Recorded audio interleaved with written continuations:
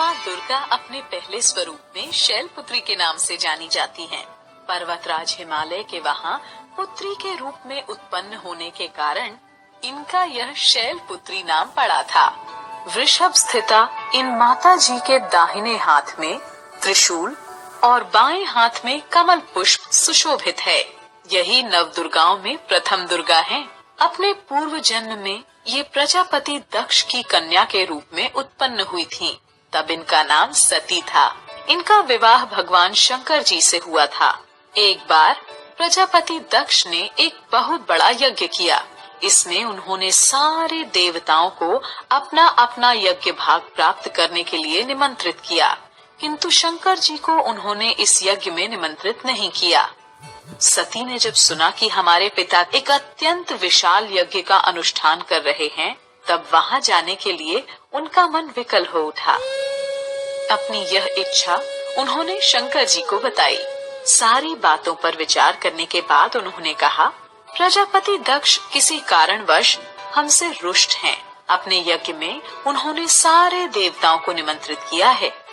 उनके यज्ञ भाग भी उन्हें समर्पित किए हैं, किंतु हमें जानबूझकर नहीं बुलाया है, कोई सूचना तक नहीं भेजी है।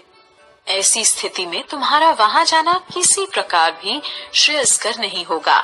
शंकर जी के इस उपदेश से सती का प्रबोध नहीं हुआ। पिता का यज्ञ देखने, वहां जाकर माता और बहनों से मिलने की उनकी व्यग्रता किसी भी प्रकार कम न हो सकी। उनका प्रबल आग्रह देखकर भगवान शंकर जी ने उन्हें वहां जाने की अनुमति दे दी। सती ने पिता के घर पहुंचकर देखा कि कोई भी उनसे आदर और प्रेम के साथ बातचीत नहीं कर रहा है। सारे लोग मुंह फेरे हुए हैं।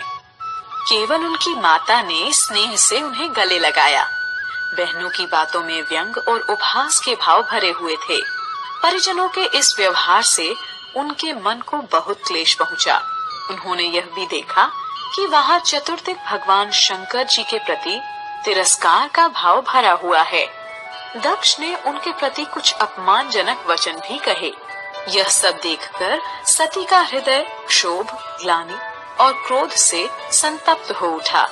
उन्होंने सोचा, भगवान शंकर जी की बात न मान यहाँ आकर मैंने बहुत बड़ी गलती की है। वे अपने पति भगवान शंकर के इस अपमान को सह न सकी। उन्होंने अपने उस रूप को तत्क्षण वहीं योगाग्नि द्वारा जलाकर भस्म कर दिया। वज्रपात के समान इस दारुण दुखद घटना को सुनकर शंकर जी ने क्रुद्ध हो अपने गणों को भेजकर दक्ष के उस यज्ञ का पूर्णतः विध्वंस कर दिया। सती ने योगाग्नि द्वारा अपने शरीर को भस्म कर अगले जन्म में शैलराज हिमालय की पुत्री के रूप में जन्म लिया। इस बार वह शैलपुत्री नाम से विख्यात हुई। पार्वती, हेमवती भी उन्हीं के नाम हैं। उपनिषद की एक कथा के अनुसार इन्होंने हेमवती स्वरूप से देवताओं का गर्भ भंजन किया था। शैलपुत्री देवी का विवाह भी शंकर जी से ही हुआ। पूर्व जन्म की भांति इस जन्म में भी वह शिव जी की अर्धांगिनी बनी। नव दुर्गाओं में प्रथम शैलपुत्री दुर्गा का महत्व और शक्तियाँ अनंत हैं।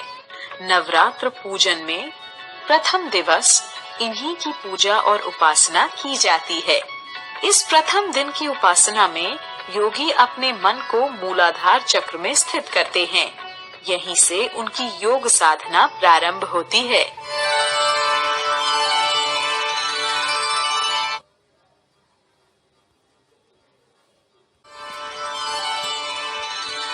माँ दुर्गा अपने पहले स्वरूप में शैलपुत्री के नाम से जानी जाती हैं। पर्वतराज हिमालय के वहाँ पुत्री के रूप में उत्पन्न होने के कारण इनका यह शैलपुत्री नाम पड़ा था। वृषभ स्थिता इन माता जी के दाहिने हाथ में त्रिशूल और बाएं हाथ में कमल पुष्प सुशोभित है। यही नव दुर्गाओं में प्रथम दुर्गा है। अपने पूर्व जन्म में ये प्रजापति दक्ष की कन्या के रूप में उत्पन्न हुई थीं। तब इनका नाम सती था।